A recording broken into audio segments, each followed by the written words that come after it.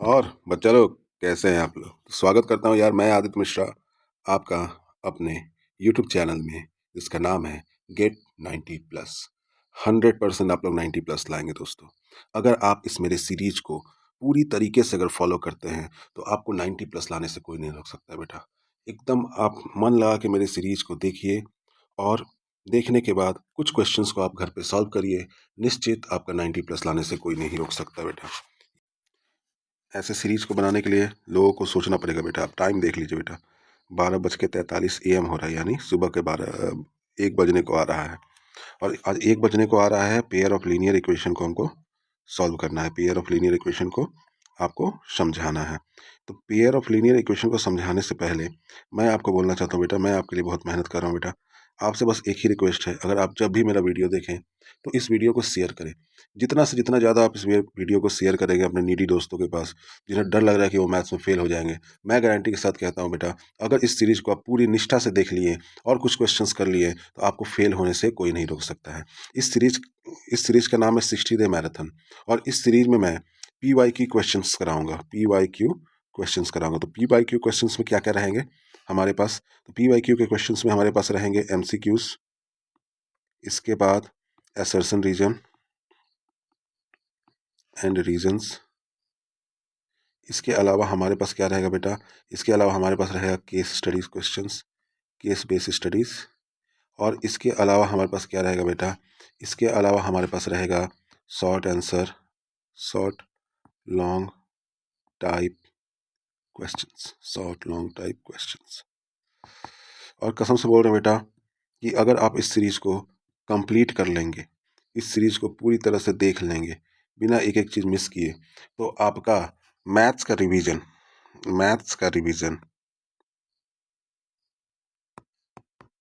100% आएगा। मैथ का रिवीजन 100% पूरा होगा, पूरा होगा। तो बिना समय गंवाए, क्योंकि हमारे पास समय कम है, 60 दिनों में पूरा कंप्लीट भी करना है, तो पेयर ऑफ लीनियर इक्वेशन के बारे में समझते हैं। तो पेयर ऑफ लीनियर इक्वेशन में क्या क्या है ये समझिए। Pair of linear equation. अब पेयर ऑफ लीनियर इक्वेशन में सबसे पहले हमारे पास आता है पेयर। पेयर का मतलब होता है जोड़ी। अब ये जोड़ी का मतलब ये नहीं होता कि भगवान जो जोड़ी बना के आप लोग के लिए भेजे हैं वो जोड़ी, बाकी ये जोड़ी क्या है वो हम बाद में बताएंगे। फिर आता है लीनियर इक्वेशन और linear equation. Pair of linear equation को समझने के लिए हमको 3 इक्वेशंस को समझना होगा। पहला एक होता है linear equation of one variable. अब तुम बोलोगे सर ये वेरिएबल क्या है? सब बताएंगे, डिटेल में सब बताएंगे बेटा, घबराने की बात नहीं है। दूसरा हमको पढ़ना है बेटा linear equation of two variable.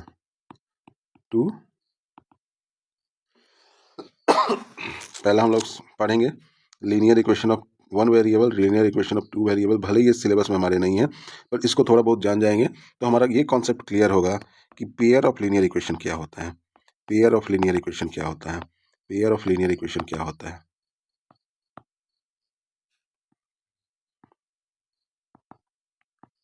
Pair of linear equation क्या होता है? तो सबसे पहले समझते हैं कि linear equation of one variable क्या होता है। Linear equation of one variable क्या होता है?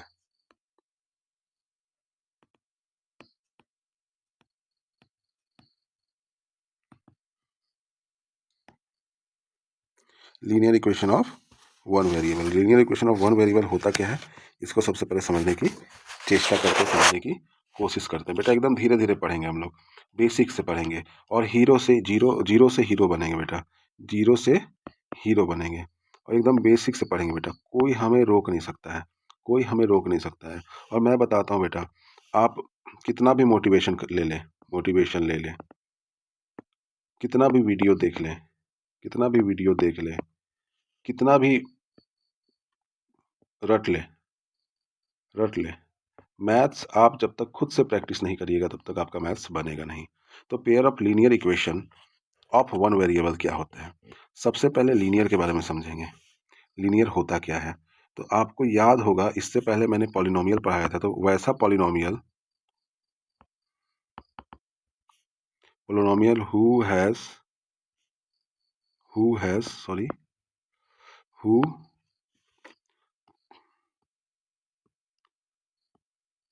इंग्लिश में कॉपरेट कर देना यार, इंग्लिश उतना बढ़िया से आता नहीं है। Polynomial having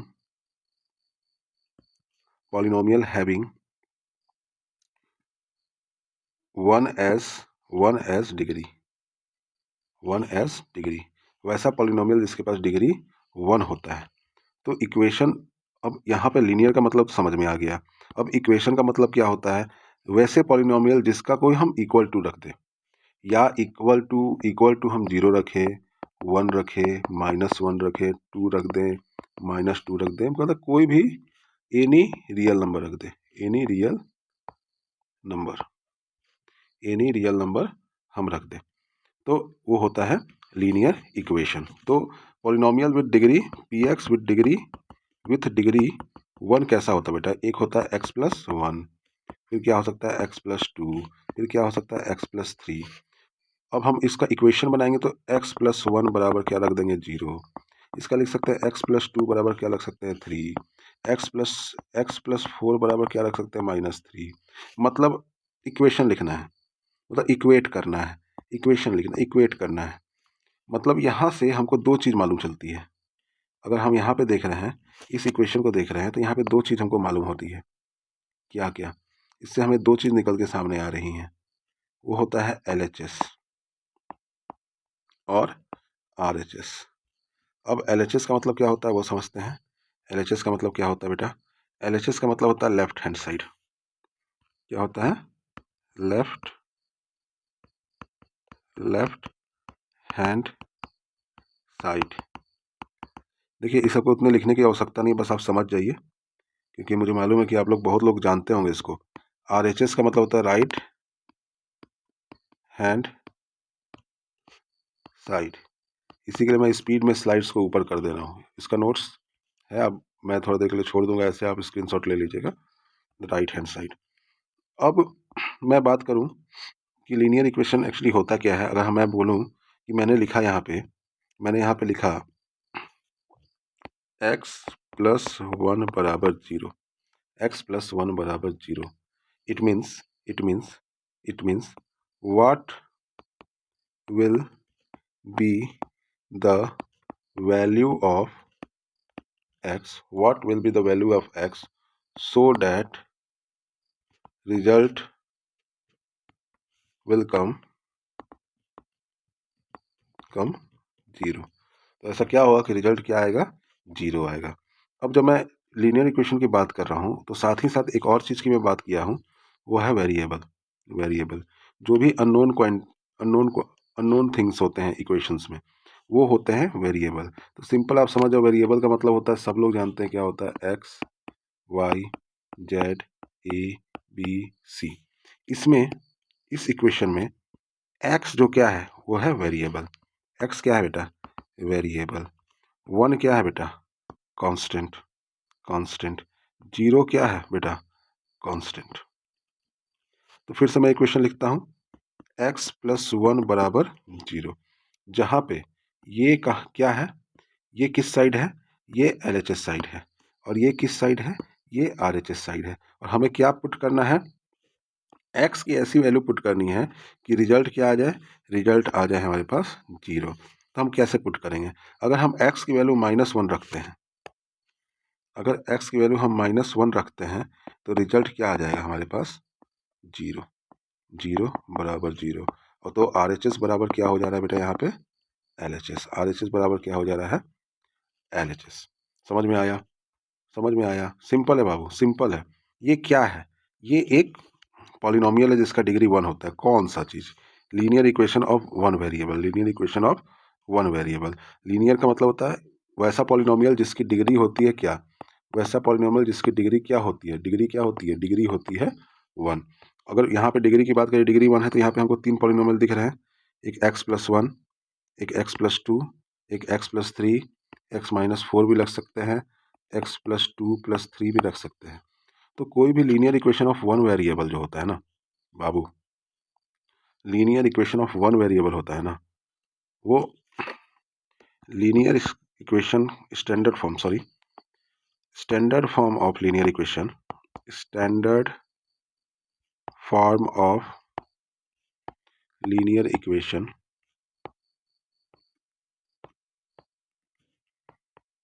can be written in the form of ax plus B बराबर जीरो, ax प्लस बी बराबर जीरो, ax प्लस बी बराबर जीरो। जहाँ पे a क्या है, a जो है वो कोएफिशिएंट है x का, b जो है वो कांस्टेंट टर्म है और जीरो भी है, वो भी कांस्टेंट टर्म है। कांस्टेंट टर्म कभी बदलता नहीं है, वेरिएबल बदल जाता है। और x क्या है, वेरिएबल। x क्या है, वेरिएबल। समझ में आ रहा है बात को? तो standard of form of quadratic equation कैसा लिखा था, ए एक्स प्लस बी बराबर जीरो, जहां वेयर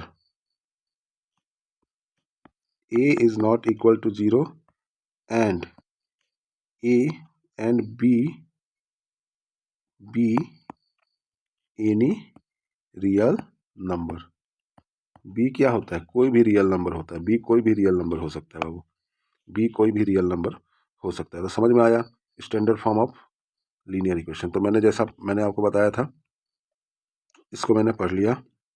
अब linear equation of two variable, नाम से ही आपको मालूम चल रहा है कि जिसमें दो वेरिएबल होंगे, दो वेरिएबल मतलब जिसमें X Y Z A B C, इनमें से कोई भी दो पेयर ऑफ वेरिएबल बन जाएंगे, दो पेयर ऑफ वेरिएबल बन जाते हैं।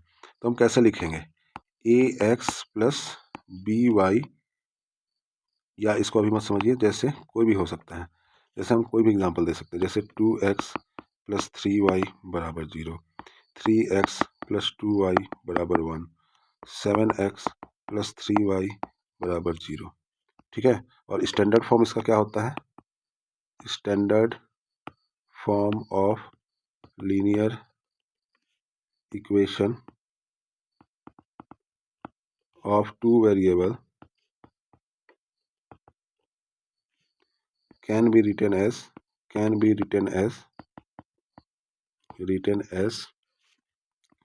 ax प्लस बी वाई बराबर C, ax plus B Y बराबर C, ax plus B Y, sorry बराबर सी नहीं होगा, ax plus B Y plus C बराबर जीरो, प्लस सी बराबर जीरो, जहां a क्या है, a is coefficient of x, b क्या है, b, a तो कोएफिशिएंट है, तो b क्या है, b भी कोएफिशिएंट ऑफ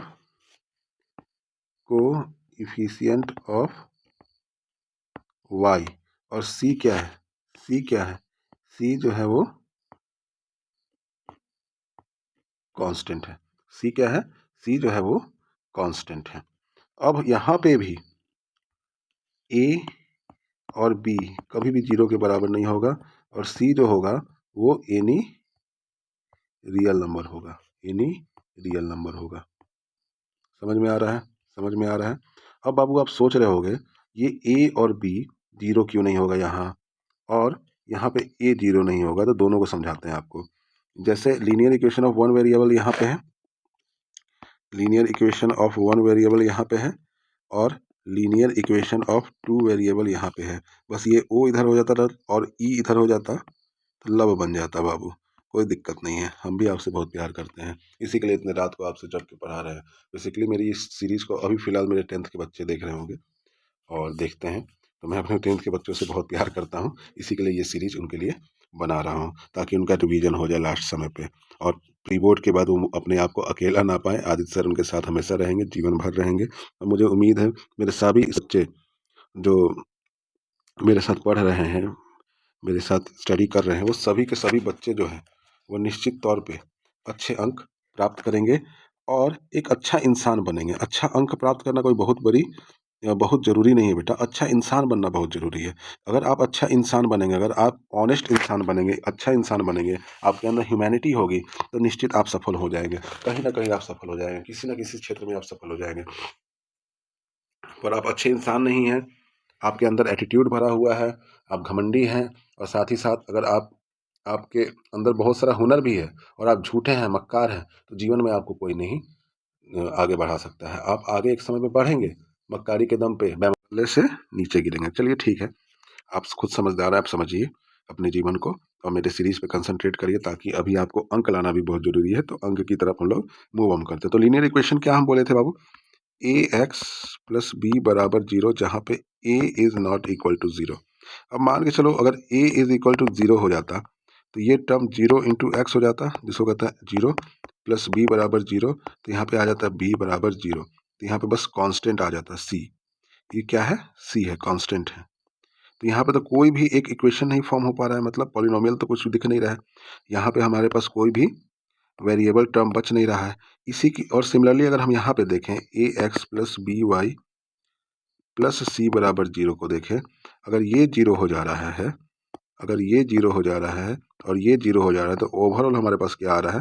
जीरो आ रहा है, प्लस सी बराबर जीरो आ रहा है। तो सी बराबर यहाँ पे जीरो आ जाएगा, कांस्टेंट टर्म यहाँ पे जीरो आ जाएगा। तो कोई इक्वेशन नहीं बनेगा।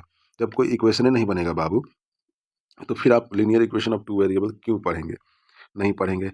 इसी के लिए ए और बी इस टर्म में जीरो के बराबर नहीं हो सकता है, और इस टर्म में ए जो है वो जीरो के बराबर नहीं हो सकता है।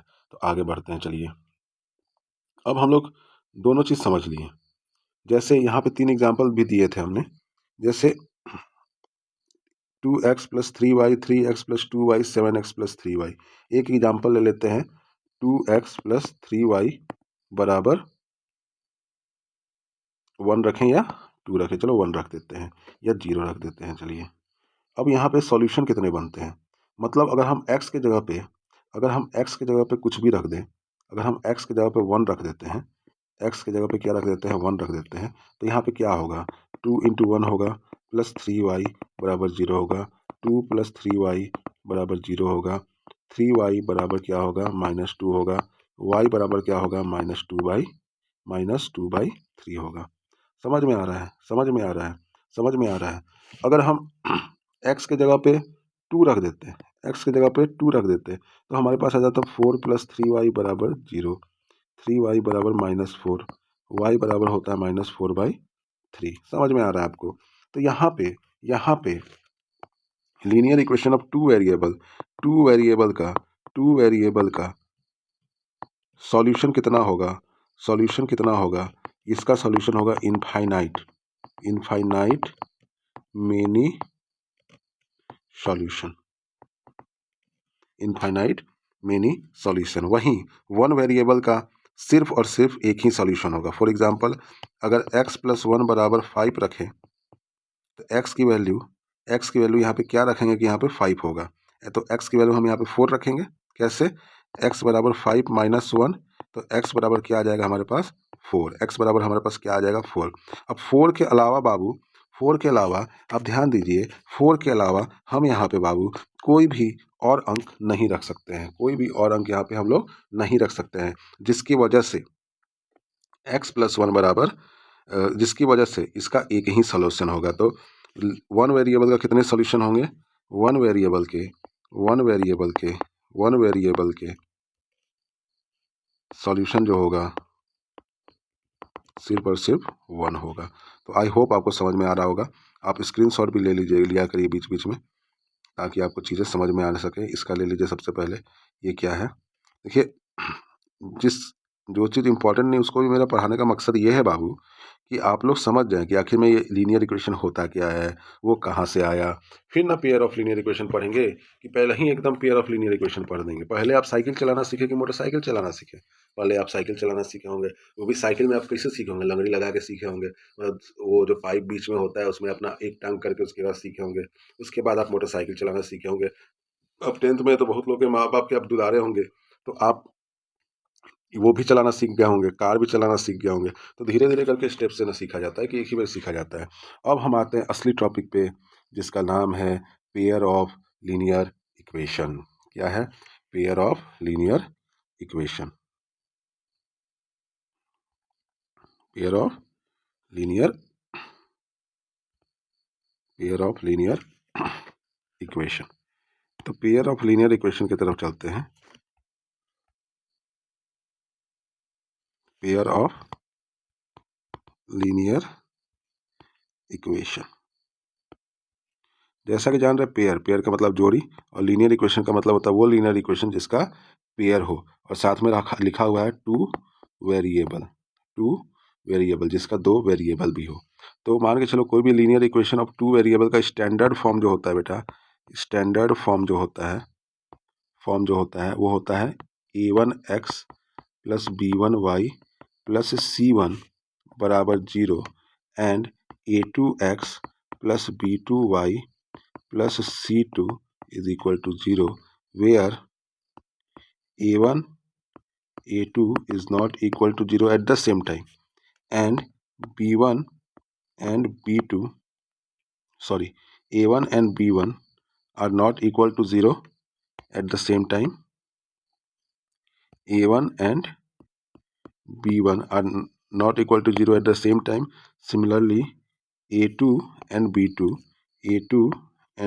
are not equal to 0 at the same time. लिख देता हूँ मैं यहाँ पे at the same time, और C1 C2 can any real number,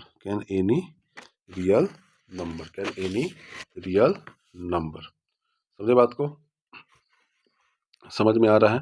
अब इस पेयर ऑफ लीनियर इक्वेशन के सॉल्यूशन जो होते हैं वो कैसे होते हैं, तो सॉल्यूशन समझना बहुत जरूरी है। सॉल्यूशन निकालने का तरीका जो होता है वो अलग अलग प्रकार के होते हैं। तो तरीका क्या होता है देखेंगे। Methods of finding linear equation.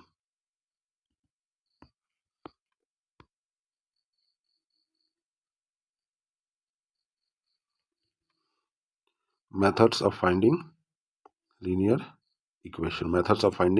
Linear equation. तो इस मेथड्स दो होते हैं लीनियर इक्वेशन फाइंड आउट करने के। दो मेथड्स होते हैं बेटा, दो मेथड्स होते हैं। दो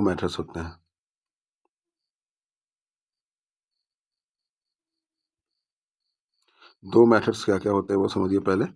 पहला होता है ग्राफिकल मेथड। क्या पहला होता है बाबू? Graphical method.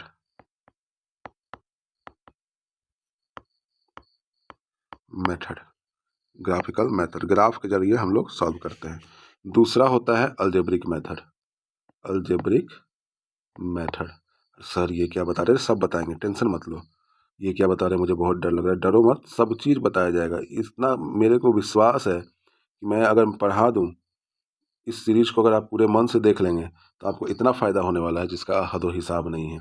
आप खुद 1 महीने के बाद से टेस्ट सीरीज लेके बनाना शुरू करेंगे। और घबराइए मत, मैं टेस्ट सीरीज को भी यहाँ पे अपलोड कर दूंगा, और एक बार मैं पूरे क्वेश्चंस को सॉल्व करूंगा। अभी तो मैं अलग अलग करके क्वेश्चन सॉल्व कर रहा हूँ ना। मैं क्या करूँगा, 2016 का पेपर ले लूँगा और 2016 का पूरा पेपर आपके सामने सॉल्व करूँगा। फिर मैं क्या करूँगा, 2017 ले लूँगा, 2017 का पूरा पेपर मैं सॉल्व कर लूँगा। फिर ले लूँगा 2018 ले लूँगा, 2018 का पूरा पेपर सॉल्व करूँगा। समझ गए? तो घबराने वाली बात नहीं, आदित्य सर आपके साथ है, हर दम साथ है, और निश्चित तौर पे आगे हम लोग बढ़ेंगे। तो बाबू दो मेथड होते हैं, ग्राफिकल मेथड होता है, एक अल्जेब्रिक मेथड होता है। अल्जेब्रिक मेथड में भी बहुत सारे मेथड्स होते हैं, जिसमें आपको दो ही मेथड्स पढ़ने हैं। एक मेथड आपको पढ़ना है सब्स्टिट्यूशन मेथड। कौन सा मेथड? Substitution method. और दूसरा मेथड बाबू आपको पढ़ना है, दूसरा मेथड आपको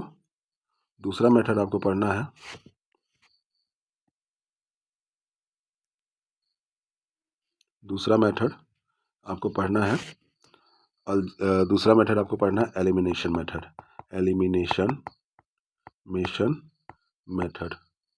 बाबू आइटम बम नहीं है, कितना डरा रहे हो? कोई दिक्कत नहीं है, दोनों मेथड को हम लोग सीखेंगे, बहुत अच्छे से सीखेंगे। सब्स्टिट्यूशन मेथड और फिर एलिमिनेशन मेथड, सब्स्टिट्यूशन मेथड और एलिमिनेशन मेथड। ग्राफिकल मेथड सिर्फ एक प्रकार है और ग्राफिकल मेथड में जो जानने वाली चीज़ है वो कुछ इस प्रकार है, और उसको जानने के बाद हम उसके एक क्वेश्चंस भी करके आपको समझा देंगे। समझे बात को? तो सबसे पहले समझने वाली ये बात है कि लीनियर इक्वेशन तो इस फॉर्म में होता है। अब इस फॉर्म में होता है पर लिखा कैसे जाता है उसको समझते हैं। How linear equation, how pair of linear equation are written numerically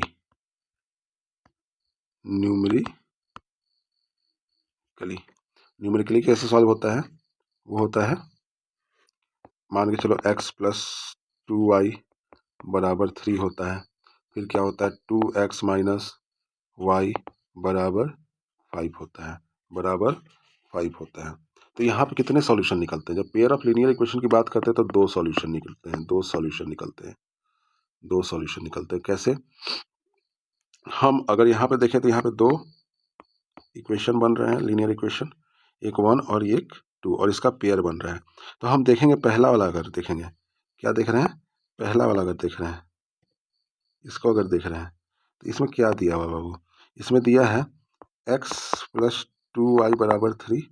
मतलब x और y की ऐसी वैल्यू रखनी है कि 3 आ जाए, x और y की ऐसी वैल्यू रखनी है कि 3 आ जाए। तो यहाँ पर भी दो मेथड, दो सॉल्यूशन निकल गया। और सिमिलरली नीचे वाले का भी दो सॉल्यूशन निकलता है, नीचे वाले का भी दो सॉल्यूशन निकलता है। ठीक है, ठीक है, चलिए अच्छी बात है। अब आगे चलते हैं।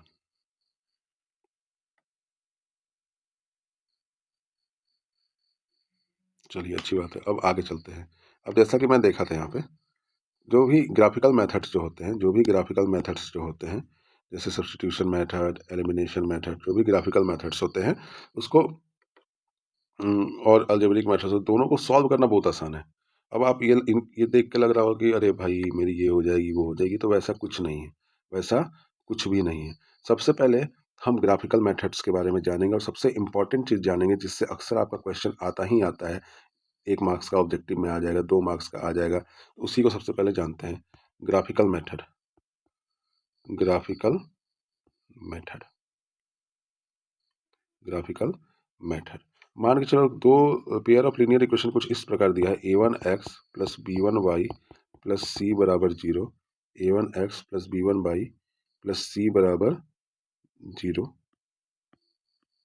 c1 बराबर 0, and a2x plus b2y plus c2 बराबर 0, प्लस c2 बराबर 0। इस तरीके से ग्राफिकल मेथड दिया होगा, इस तरीके से ग्राफिकल मेथड दिया होगा। तो ग्राफिकल मेथड जब इस तरीके से दिया होता है, सॉरी ग्राफिकल मेथड बोल रहे हैं, जब लीनियर इक्वेशन इस तरीके से दिया होता है तो तीन चीज़ को आपको याद करना बहुत ज़रूरी है, तीन चीज़ को याद करना बहुत ज़रूरी है। Keywords, keywords that are very important, very important, keywords that are very important. तो पहला कीवर्ड्स क्या है वो समझिए, पहला कीवर्ड्स क्या है वो समझिए। पहला कीवर्ड्स है बेटा, इन पहला कीवर्ड्स है यूनिक सॉल्यूशन, सॉल्यूशन, ठीक है, यूनिक सॉल्यूशन। दूसरा infinite many solution, infinite many solution. तीसरा होता है नो सॉल्यूशन, नो सॉल्यूशन।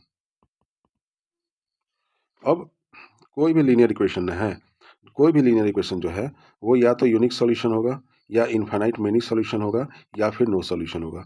कोई भी लीनियर इक्वेशन के पास या तो यूनिक सॉल्यूशन होगा, या तो इनफाइनाइट सॉल्यूशन होगा, या फिर नो सॉल्यूशन होगा। समझे बात को? अब unique solution, infinite many solution, no solution होता क्या है और उसको कैसे देखते हैं? तो बाबू इन सब का तार एक ही जगह पे जुड़ा हुआ है, वो होते हैं ये। और इक्वेशन, इस लीनियर इक्वेशन में, और इस लीनियर इक्वेशन में भी हमारा तार किससे जुड़ा होता है?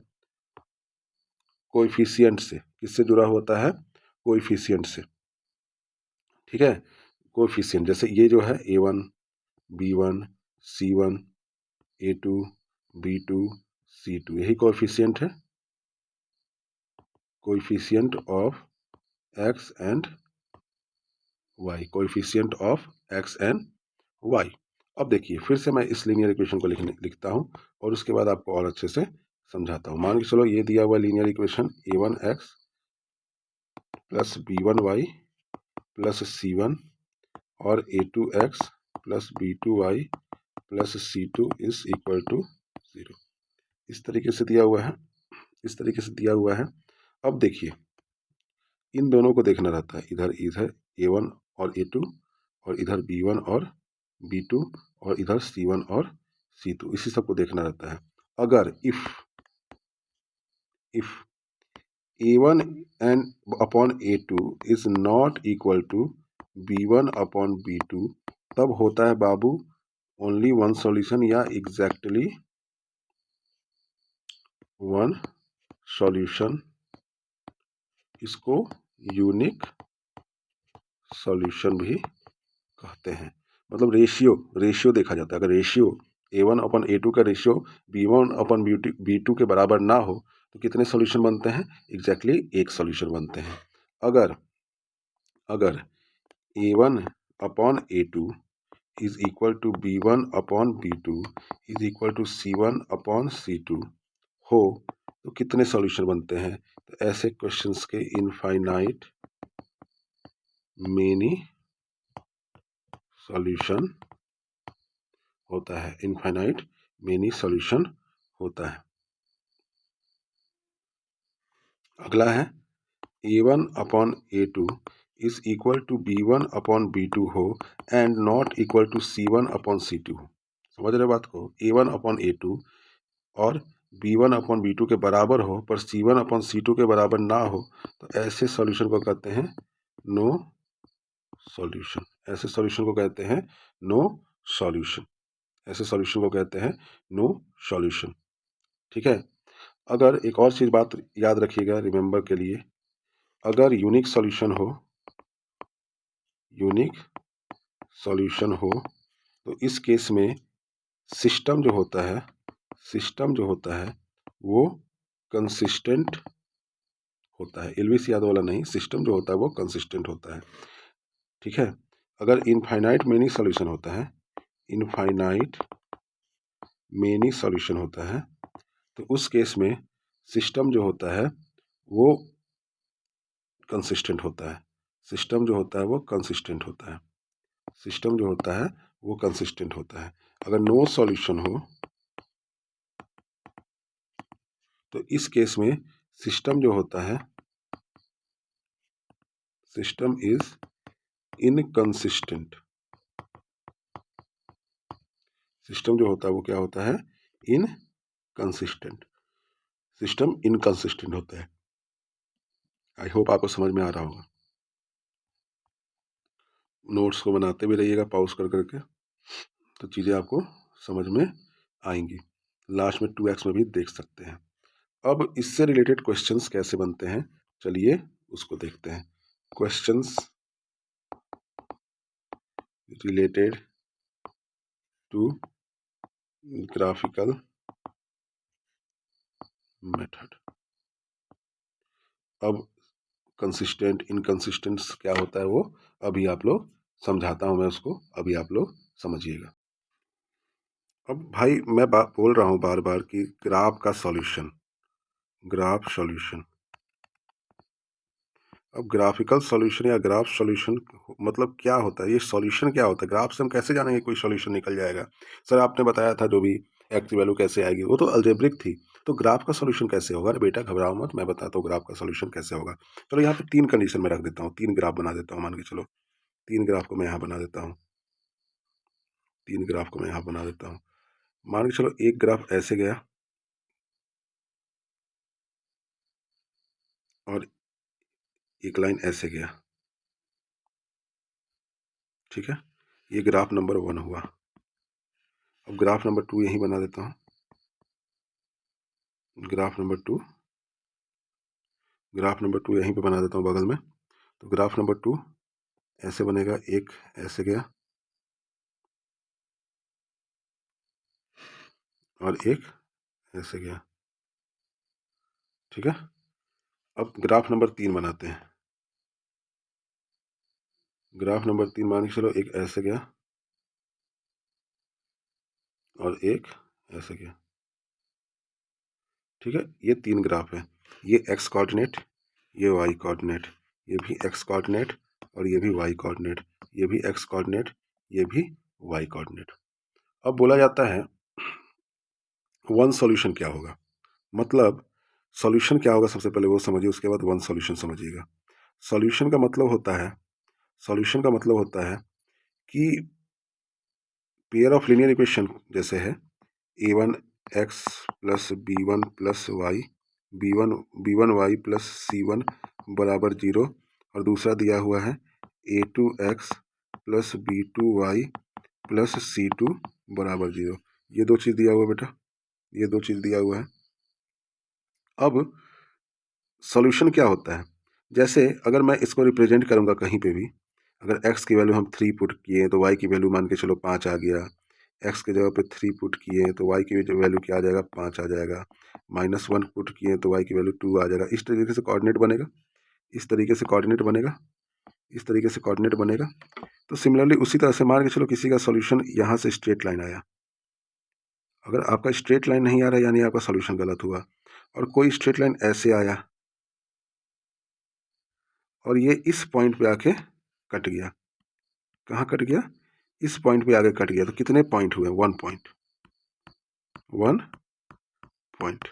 तो 1 पॉइंट पे अगर किसी ग्राफ पे 2 लाइन कटता है, ये लाइन किसको रिप्रेजेंट करता है, ये लाइन a1x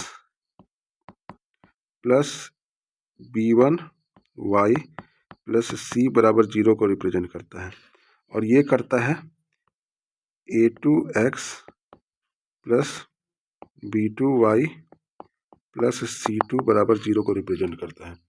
ये a1x plus b1y plus c1 बराबर 0 को रिप्रेजेंट करता है, एक a2x plus b2y plus c2 बराबर 0 को रिप्रेजेंट करता है, ये उसको रिप्रेजेंट करता है। अब इसका जो सॉल्यूशन है इधर से ऐसे गया, और इसका सॉल्यूशन जो है इधर से ऐसे गया, और कहाँ जाके मिला, इस पॉइंट पे जाके मिला। और कितने पॉइंट पे मिला, एक पॉइंट पे मिला।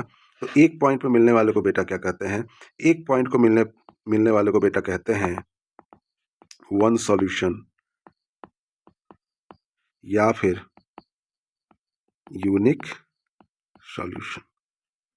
एक पॉइंट को मिलने वाले को क्या कहते हैं, वन सॉल्यूशन या फिर unique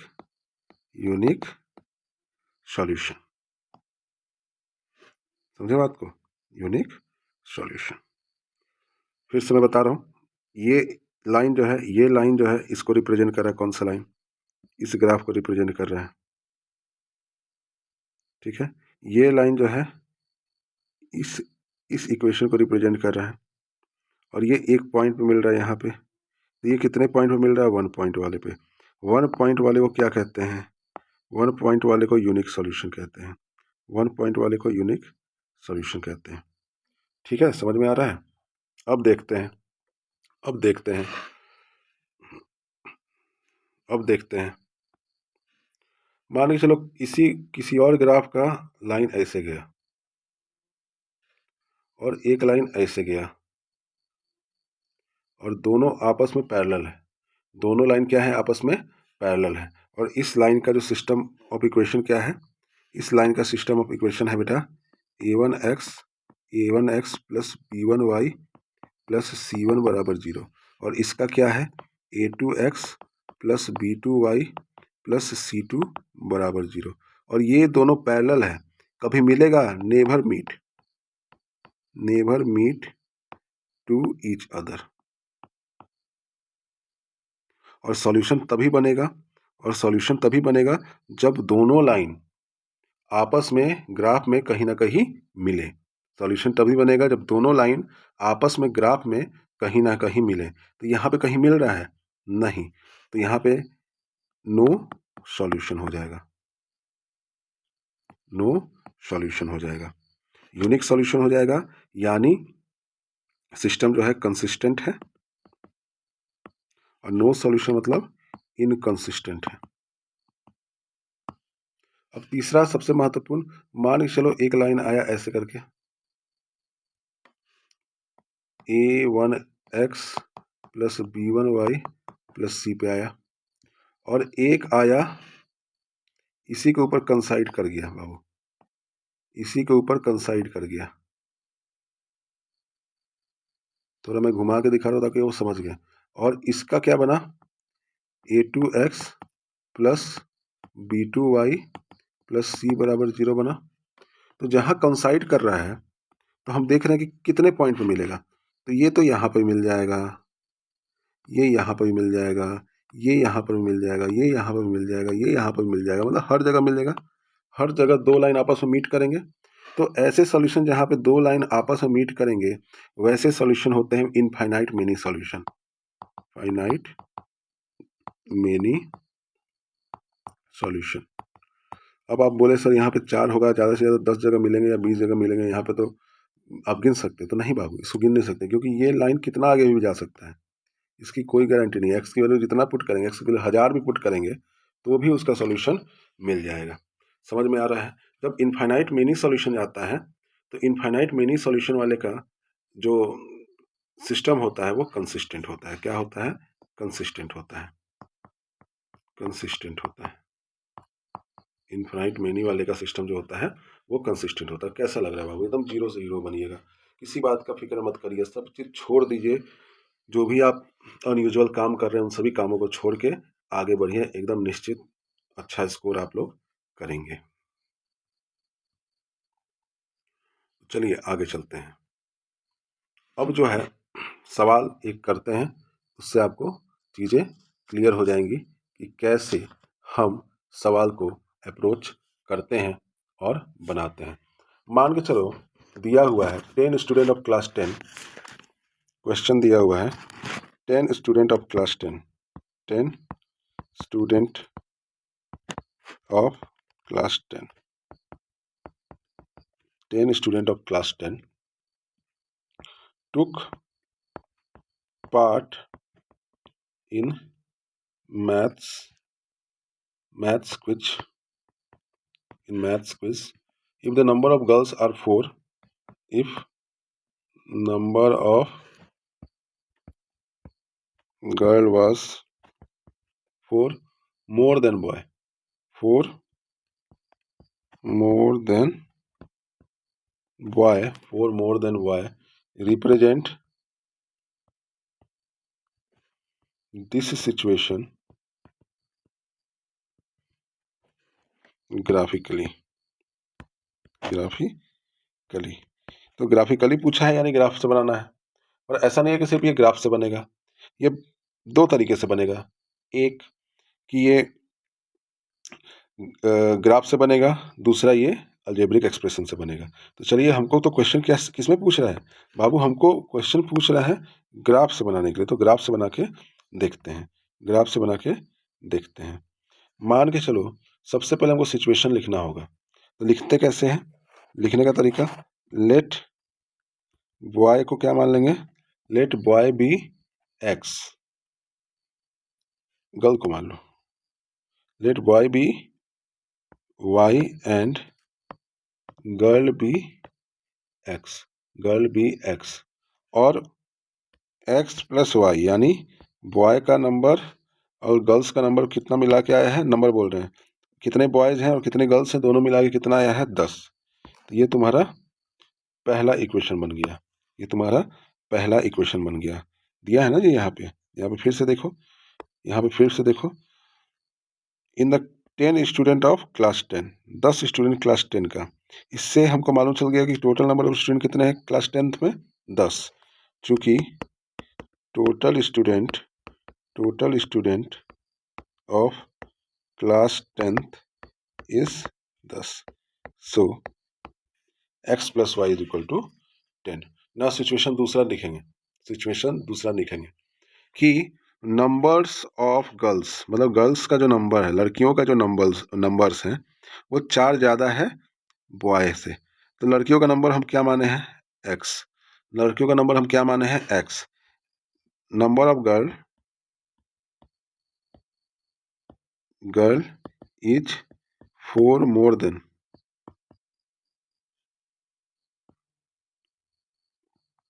boy, is 4 more than boy. तो गर्ल्स को क्या माने हैं, x, और बॉय को क्या माने हैं, y। तो इक्वेशन लिख सकते हैं x इज का मतलब क्या होता है बाबू, बराबर। कहीं भी इज आए तो बराबर लिखना ही लिखना है।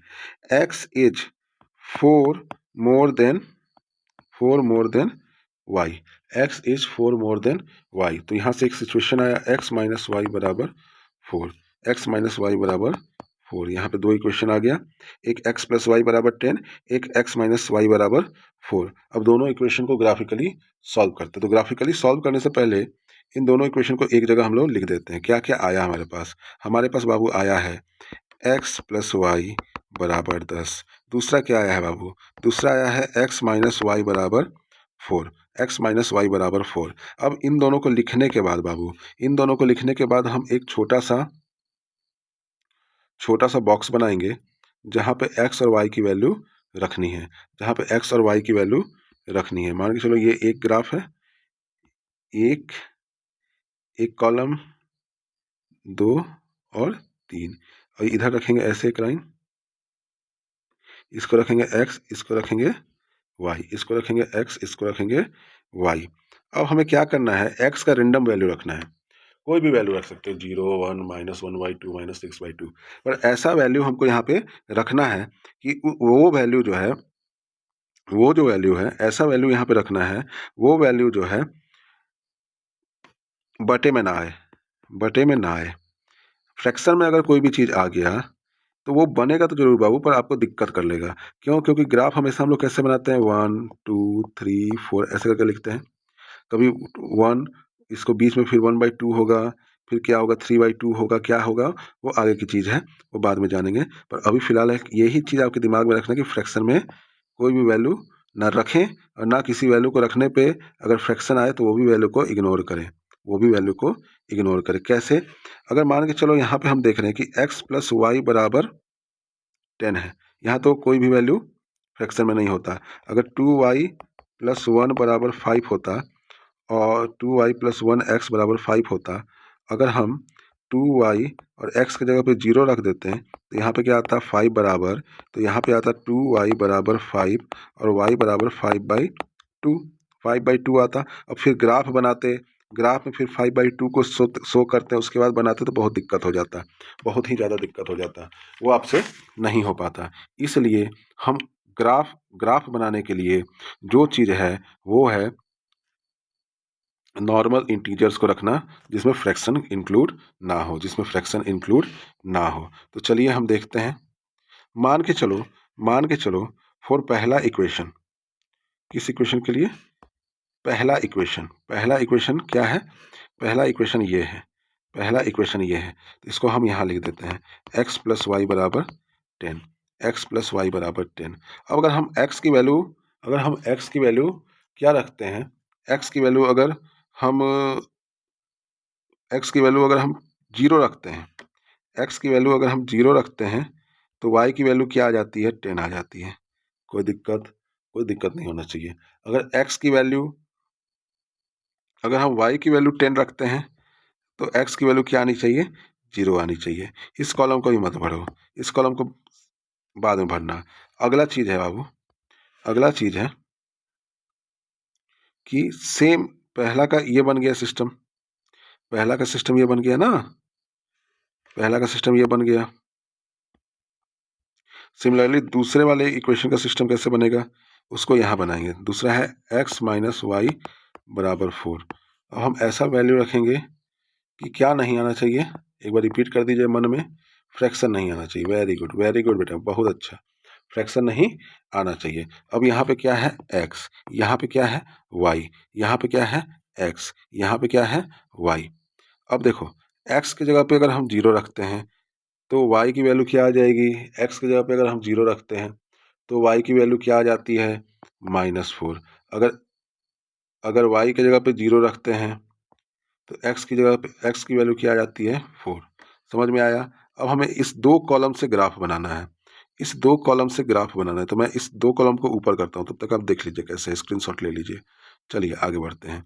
अब 2 कॉलम बनाते हैं, सॉरी 2 कॉलम बना हुआ है।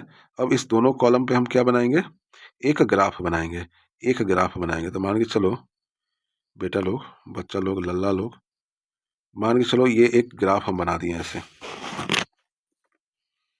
एक ग्राफ हम बना दिए ऐसे।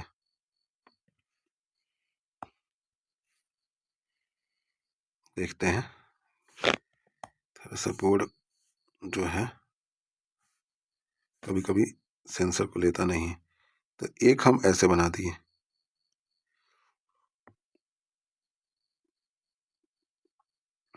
एक हम ऐसे बना दिए।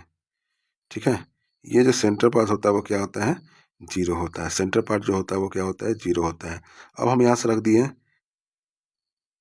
0, 2, 4, 6, 8, 10, यहाँ पे ऐसा रख दिए। हम 1 2 3 भी लिख सकते हैं, पर 2 2 रख दिए कि छोटा, मेरे पास जगह ज़्यादा नहीं है और आपके पास भी जगह ज़्यादा नहीं होगा, तो छोटा छोटा लिख दीजिएगा।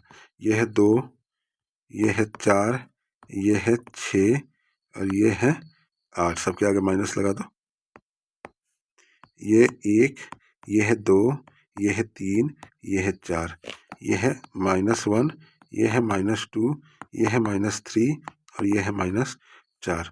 तो पहला वाला है x बराबर 0, मतलब 0 की तरफ है, मतलब 0 की तरफ है। और 0 की तरफ x बराबर 0, y बराबर कितना आया है 10, y बराबर कितना आया है 10।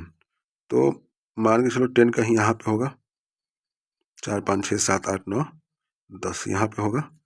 ठीक है, y बराबर क्या है बेटा 10, y बराबर क्या आया है 10। ठीक है, अब इस ग्राफ को थोड़ा सा लंबा कर दो, y बराबर क्या आया है 10। ठीक है, दूसरा है, ये हो गया। दूसरा है x बराबर 10 होगा तो y बराबर 0 होगा, x बराबर 10 होगा तो y बराबर 0 होगा।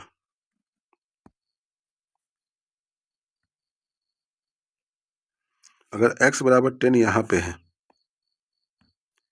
x बराबर 10 यहाँ पे है, तो y बराबर 0 कहाँ पे होगा, यहाँ पे होगा, तो यहीं पे रहेंगे। ठीक है, अगर ऊपर आता 1 तो यहाँ पहुँच जाते हैं, और यहीं पे हम रहेंगे 0 पे ही। 0 पे रहना बहुत अनिवार्य है, क्योंकि 0 क्या है, एक ऐसा नंबर है जो सबको अपने अंदर ले लेता है। तो 0 पे ही हम लोग रहेंगे। किस वैल्यू में, x y वैल्यू में, y वैल्यू में 0 और x वैल्यू में क्या है 10। अब हम इसको क्या मिलाएंगे, इसको लाइन से मिला देंगे ऐसे। देखिए थोड़ा सा लाइन टेढ़ा बन गया। एक्चुअली डिजिटल बोर्ड में लाइन खींचना ही सबसे बड़ा पहाड़ का काम होता है, जबकि मेरा ज्योमेट्री बहुत स्ट्रांग है। तो चलिए, यहाँ पे ग्राफ बन गया। ये ग्राफ किसका बना, जिसका ग्राफ बना उसको हम लिख देते हैं। ग्राफ क्या है, x प्लस वाई बराबर 10। ठीक है, दूसरा ग्राफ क्या है, दूसरा ग्राफ यहाँ है। एक x बराबर 0, x बराबर 0, y बराबर क्या 4, y बराबर क्या 4, x बराबर 0 तो y बराबर क्या 4।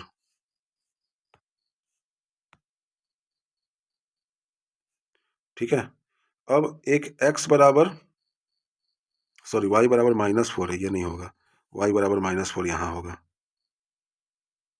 ठीक है, एक y बराबर 0 तो x बराबर 4 तो यहाँ पे होगा। अब फिर मैं इसको यहाँ मिला देता हूँ, अब फिर मैं इसको यहाँ पे मिला देता हूँ। अब सवाल है सॉल्यूशन कहाँ बना, सॉल्यूशन ये बना, सॉल्यूशन ये बना, और सॉल्यूशन ये बना कहाँ पे बना, ये 6 है, 6 के बाद एक 7 होता है, यहाँ से आया ये है 7 और यहाँ से आया ये है 3, तो सॉल्यूशन बना 7:3। अब 3:7 क्यों नहीं लिखें, क्योंकि पहला वाला होता है बाबू x, दूसरा वाला क्या होता है बाबू y। तो x और y का कोऑर्डिनेट हम लोग निकालते ना थे कि y और x का कोऑर्डिनेट, तो x और y की वैल्यू कितनी आ गई 7 और 3। तो इस तरीके से हम लोग सोल्यूशन को निकालेंगे। चलिए आगे बढ़ते हैं, स्क्रीनशॉट लेना है तो ले लीजिए। तब आगे बढ़ते हैं बाबू, आप समझ रहे होंगे कितने मज़ेदार तरीके से पढ़ाया जा रहा है। बाबू यही डिटेल में, एकदम डिटेल में हम पढ़ाते हैं, जीरो से हीरो बनाते हैं। ऐसा नहीं अनठेकानी हम आगे पीछे चल जाएंगे, एकदम जीरो टू हीरो बनाया जाएगा आपको। एकदम प्यार से हम लोग आगे बढ़ेंगे और दुनिया को फतह कर लेंगे, दुनिया को फतह कर लेंगे। एकदम इसी तरीके से बनते हैं बाबू, सारा चीज़ इसी तरह से बनेगा। अब देखिए इसमें ग्राफ में तो एक ग्राफिकल सॉल्यूशन है, तो ये आउट ऑफ सिलेबस है, बस मैं आपको इसलिए बताया था ताकि आपको चीज़ें समझ में आ जाए कि ग्राफ में कोई चीज़ कैसे रिप्रेजेंट होता है। अब इसमें जो मेन सिलेबस में आता है ग्राफिकल रिप्रेजेंटेशन में, वो हमको समझना बहुत ही ज़्यादा ज़रूरी है, उस चीज़ को समझना बहुत ही ज़्यादा ज़रूरी है। जैसे अगर मैं बात आपको करूं, किसी भी सॉल्यूशन का, और जनरली अब जनरली ग्राफिकल रिप्रेजेंटेशन में जो सिलेबस के बारे में पूछा जाता है, उसको जो सिलेबस से आपको पूछा जाता है उसको मैं बताता हूँ। उसमें आपको पूछा जाता है कंसिस्टेंट इनकंसिस्टेंट है कि नहीं। अब आप बोलिएगा सर तो इतना सॉल्यूशन इतना ग्राफ बता के समय क्यों बर्बाद किए, तो समय नहीं बर्बाद किए बाबू, आपको पूरा बेसिक दिए हैं। और मैं आपको बोला हूँ ना, आपको जीरो से हीरो बनाऊंगा। ऐसे ही नहीं है कि मैं आ गया हूँ मैराथन लेके तो मैं आपको बता रहा हूँ कुछ भी कर दे रहा हूँ, ऐसा कुछ नहीं बाबू। एकदम यकीन मानिए, आप प्यार से तरीके से आप मेरे चीज़ों को समझिए, पढ़िए, आपको कोई सक्सेस करने से रोक नहीं सकता है। तो कंसिस्टेंट इनकंसिस्टेंट की तरफ बढ़ते हैं, तो मैं एक ओवरऑल व्यू दे देता हूँ आपको, उसके बाद मैं आगे बढ़ूँगा। जैसे अगर मैं देखूँ पहला सीरियल नंबर में, पहला और पहला सीरियल नंबर में एक दे दिया है तुमको इक्वेशन। इक्वेशन क्या दिया है वो देखते हैं। इक्वेशन क्या दिया है, इक्वेशन दिया है x माइनस 2y बराबर 0, एक दिया है 3x प्लस 4y माइनस 20 बराबर 0। ठीक है, दूसरा क्या दिया हुआ है, दूसरा दिया है 2x प्लस 3y माइनस 9 बराबर 0, और क्या दिया हुआ है 4x प्लस 6y माइनस 9 18 बराबर 0। चलिए ये दूसरा चीज़ हम दे दिए। तीसरा आपको हम देते हैं बेटा x प्लस 2y माइनस 4 इक्वल टू 0, और फिर 2x plus 4y minus 12 equal to 0। ये चीज़ हम समझ गए, ये चीज़ समझ गए। अब हमको दिया है कि a1 by a2,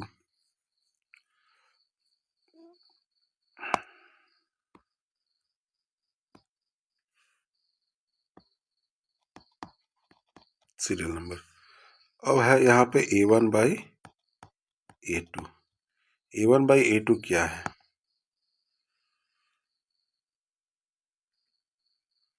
a1 by a2 क्या है,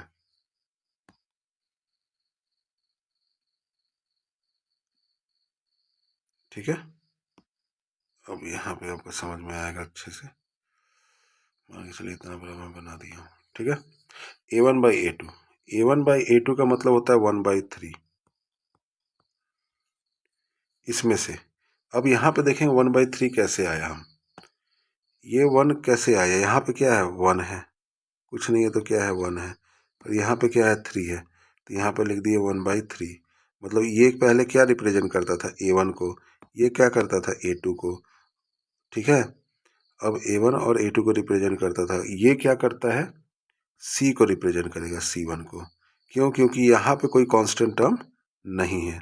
सिमिलरली उसी तरह से ये किसको रिप्रेजेंट करेगा a2 को, ये किसको रिप्रेजेंट करेगा b2 को, और ये किसको रिप्रेजेंट करेगा c2 को। समझ में आ रहा है।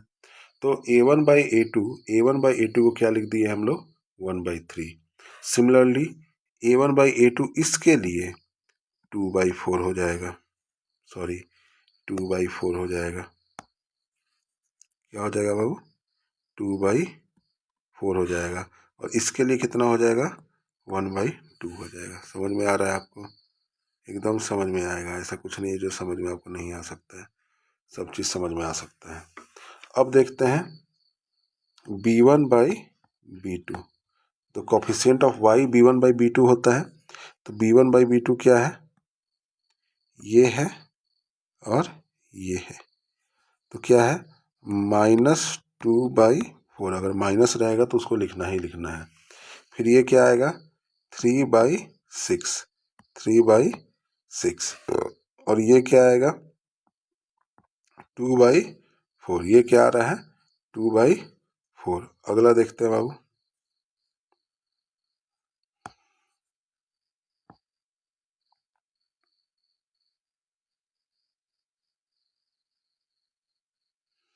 अगला देखते हैं C1/C2। अब क्या आया हमारे पास C1/C2। तो यहाँ पे C1 की वैल्यू कुछ नहीं है, यहाँ पे C1 की वैल्यू कुछ नहीं है, या C1 हम इस जीरो को मान लेते हैं, तो लिख देते हैं 0/-20। यहाँ पे -19/-18।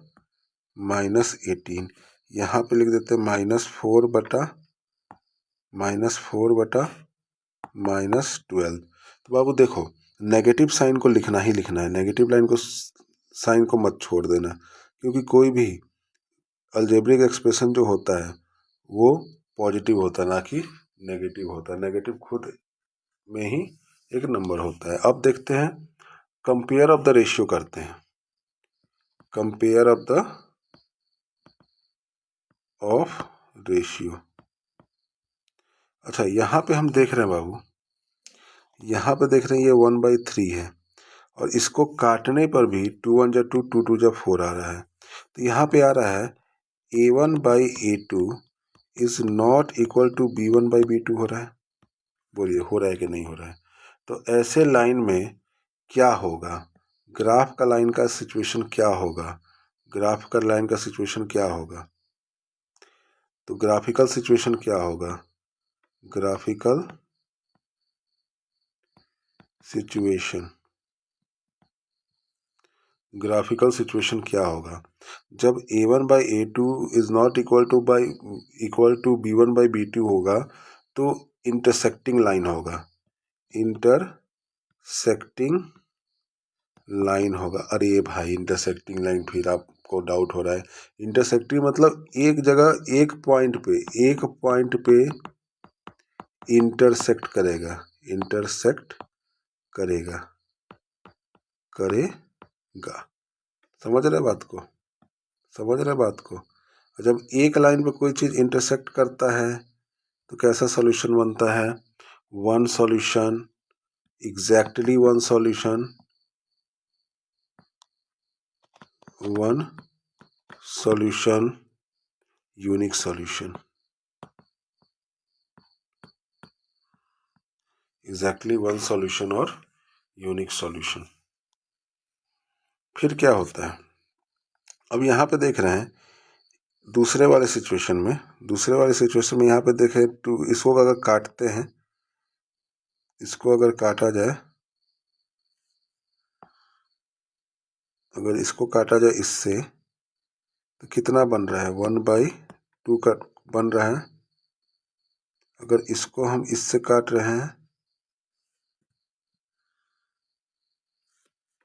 इसको अगर हम इससे काट रहे हैं, इससे काट रहे हैं, इससे काट रहे हैं, इसको काट रहे हैं, तो कितना बन रहा है, ये बन जा रहा है 3 1 3 3 2 6। अब फिर हम देख रहे हैं माइनस माइनस कैंसिल आउट हो जाएगा, और यहाँ पे बेटा 9 होगा, यहाँ पे 9 होगा, और यहाँ पे 9 2 18। तो यहाँ पे 1/2 बन रहा है, तीनों सिचुएशन में 1/2 बन रहा है। It means A1/A2 is equal to B1/B2 is equal to C1/C2 is equal to C1/C2। तो ऐसे केस में कोइंसिडेंट लाइन बनता है, मतलब एक के ऊपर एक चढ़ जाएगा, एक के ऊपर एक बैठ जाएगा। तो वैसे सिचुएशन में इनफाइनाइट सॉल्यूशन बनता है। को इंसिडेंट लाइन बनेगा, और ऐसे में इनफाइनाइट मेनी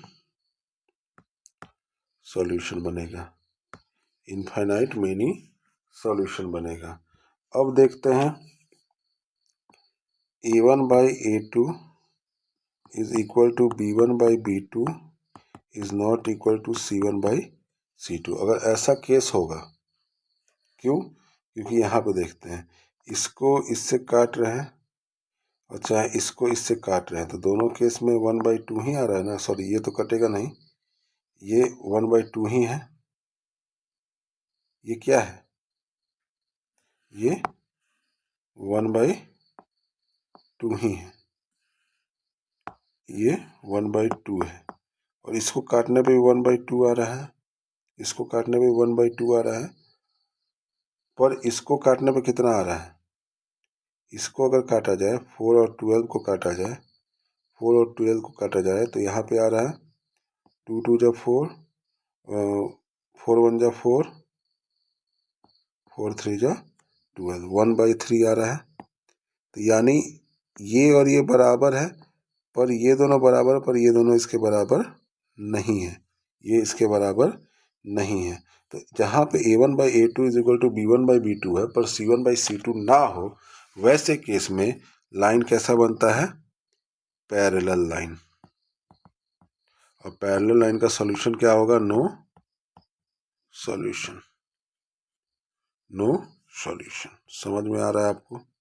देखिए कितने प्यारे तरीके से आपको मैंने एनसीईआरटी में दिया एक टेबल, जिस टेबल का नाम है टेबल 3.4। इस टेबल 3.4 को कितने आसान तरीके से समझा दिए बेटा। इसी तरह से पढ़ेंगे, इसी तरह से आगे बढ़ेंगे, कोई रोक नहीं सकता हम लोगों को, ठीक है? कोई रोक नहीं सकता है हम लोगों को, हम लोगों को आगे बढ़ना ही बढ़ना है।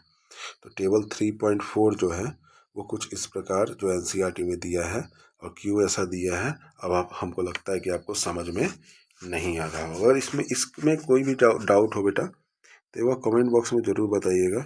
मैं कोशिश करूँगा मैं और भी अच्छे तरीके से, और कोई भी सजेशन हो उसको भी कमेंट बॉक्स में डाल सकते हैं। ऐसा नहीं है कि आप कोई सजेशन कमेंट बॉक्स में नहीं डालेंगे, आप कमेंट बॉक्स में वेलकम है, आपको कोई भी सजेशन देना है तो दे सकते हैं। चलिए अगला आप पढ़ते हैं। तो इस पे बहुत सारे क्वेश्चन बनते हैं, इस पर बहुत सारे क्वेश्चन, मतलब ये very very very very important concept है। इसको बार बार पढ़ लीजिएगा, क्योंकि इससे अधिकतर क्वेश्चन आते हैं। इससे एमसीक्यू के भी क्वेश्चन बन जाते हैं, इसको असर्शन रीजन के भी क्वेश्चन बन जाते हैं, ठीक है? इससे असर्शन रीजन के भी क्वेश्चन बन जाते हैं। अब लास्ट टॉपिक है, that is called graphical representation तो हो गया, and that is called algebraic methods of solving pair of linear equation. मतलब solving pair of linear equation through algebraic method, मतलब अलजेब्रिक मेथड से हम लोग पेयर ऑफ लीनियर इक्वेशन को solve करेंगे। तो अलजेब्रिक मेथड्स में दो मेथड्स हमने आपको पहले ही बताया था। एक होता है सब्स्टिट्यूशन मेथड,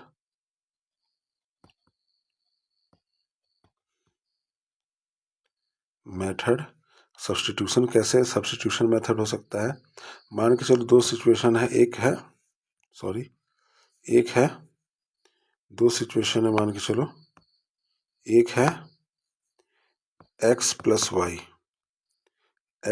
वाई बराबर 3, ये हमारा पहला इक्वेशन है। दूसरा इक्वेशन दिया है x प्लस 2y बराबर 5, ये हमारा दूसरा इक्वेशन है।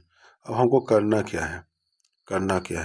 हमको देखना है कि हम इसमें से x की वैल्यू निकालनी है किसी एक इक्वेशन में से।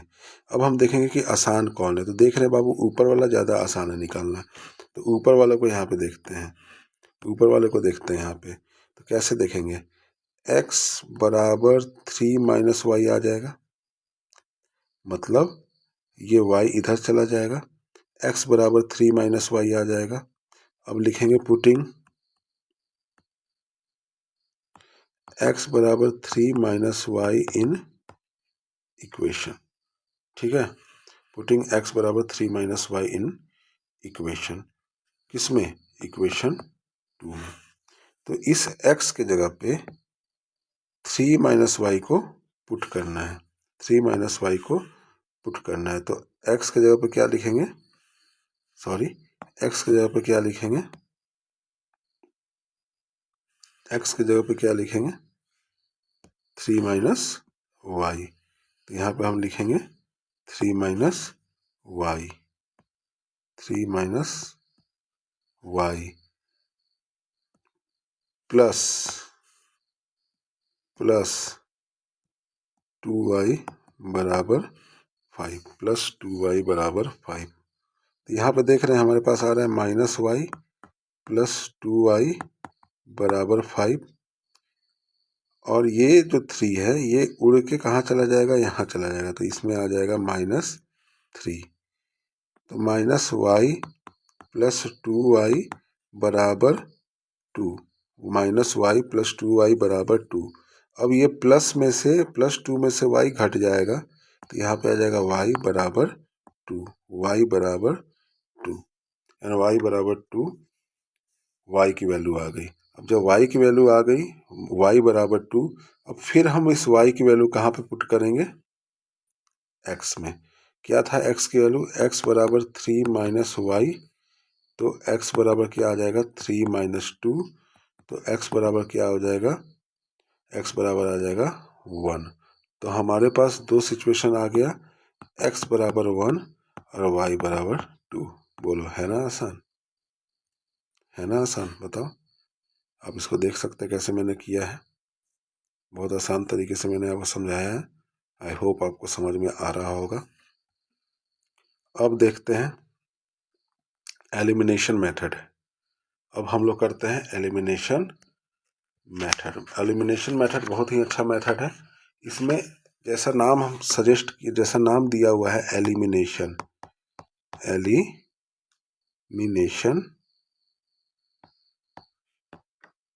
मेथड। एलिमिनेशन मेथड का मतलब एलिमिनेट करना, हटाना।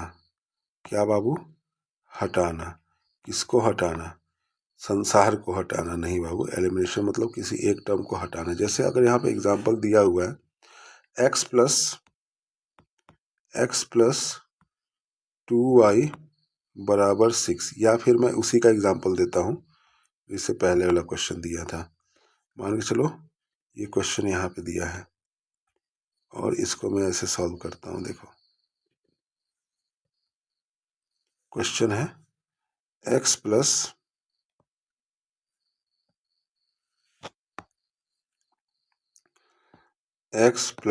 वाई बराबर 3 दिया हुआ है और x प्लस 2y बराबर 5 दिया है। हमको या तो x को एलिमिनेट करना है या y को एलिमिनेट करना है।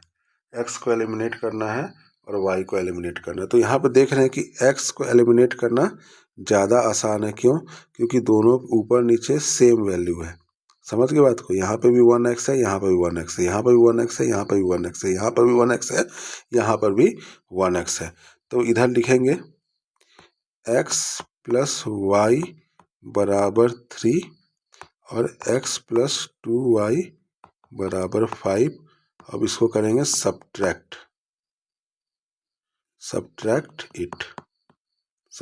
इट। जैसे ही हम लोग सब्ट्रैक्ट करते हैं बेटा, नीचे वाले इक्वेशंस की साइन जो होती है वो बदल जाती है।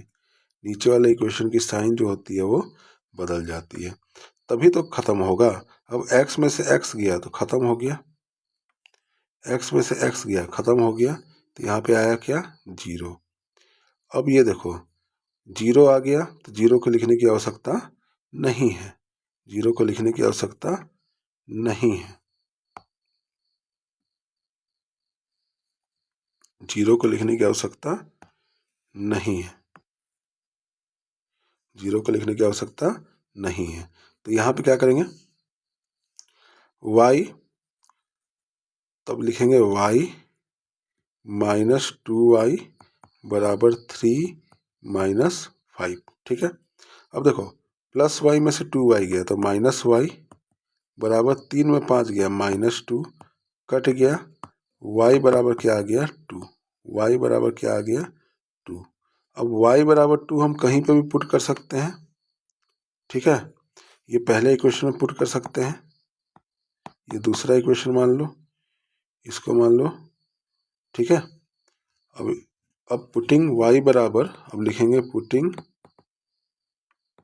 y बराबर 2 इन इक्वेशन 1। जब y बराबर 2 इक्वेशन 1 में रखेंगे तो x प्लस 2 बराबर 3, x बराबर 1, x बराबर 1। देखो यहाँ पर भी x बराबर 1 आया और y बराबर 2 आया, और यहाँ पर भी x बराबर 1 और y बराबर 2 आया। तो दोस्त यार बंधु, रात के आप देखिए यहाँ पे कितने बज रहे हैं। रात के 2 बज रहे हैं। देखिए रात के 2 बज रहे हैं, और 2 बजे रात को मैं आपको लाइव क्लास तो नहीं दे रहा हूँ, पर रिकॉर्डिंग ही क्लास दे रहा हूँ। 2 बजे रात को, 2 बजे रात को मैं क्या दे रहा हूँ आपको, रिकॉर्डिंग क्लास दे रहा हूँ। तो दोस्त इस शिद्दत से मैं आपके लिए मेहनत कर रहा हूँ। मुझे ऐसा लग रहा है कि हर एक बच्चा मैथ्स में अच्छा कर सकता है। जो भी बच्चों को लगता है कि वो फेल होगा, हरगिज नहीं होगा बेटा। और जो बच्चों को लगता है उसका मैथ्स का पेपर छूट जाएगा, तो ये भी नहीं होगा, आप भी जान जाइए। क्योंकि सबसे कम लेंदी क्वेश्चन जो आता है वो मैथ्स में ही आता है। मैथ्स का क्वेश्चन छूटता है क्योंकि आपको क्वेश्चंस आते नहीं हैं, ना कि वो क्वेश्चन लेंदी होते हैं। क्वेश्चंस आते नहीं हैं, ना कि वो क्वेश्चंस लेंदी होते हैं। तो बाबू प्लीज़ आप मन लगा के पढ़ें, जो भी हो जहाँ से भी हो। आपके लिए मैं 2025 के लिए ऑल द बेस्ट कर रहा हूँ। महादेव से मेरी यही कामना होगी कि आप लोग बहुत आगे बढ़ें, महाकाल आप लोगों को बहुत आगे बढ़ाएं। अगर आपको मेरा ये मेहनत दिख रहा हो, अगर आपको लग रहा है कि मेरी इस सीरीज से आपके अंदर कुछ चेंजेस आ सकते हैं, तो बाबू प्लीज़ मेरे इस वीडियो को लाइक करें, मेरे इस चैनल को सब्सक्राइब करें, और इस वीडियो को अपने नीडी फ्रेंड्स जो हैं, आपके बहुत अच्छे दोस्त जो हैं, उन दोस्त तक शेयर करें। तब तक के लिए धन्यवाद। जय हिंद, जय भारत। हाँ, मैं एक बात बता दूं आपको कि बेसिक्स जो है अब लीनियर इक्वेशन का कंप्लीट हो गया है। अब हमें क्या क्या करना है वो ध्यान देते हैं। सबसे पहले मैं करूँगा MCQs, फिर मैं करूँगा असर्शन रीजन, फिर मैं करूँगा केस बेस, फिर मैं करूँगा लॉन्ग एंड शॉर्ट क्वेश्चंस, और ये सब मैं किसका करूँगा, ये सब मैं PYQ का करूँगा, मतलब प्रीवियस ईयर पेपर के लिए। तो ठीक है दोस्तों, बाय बाय।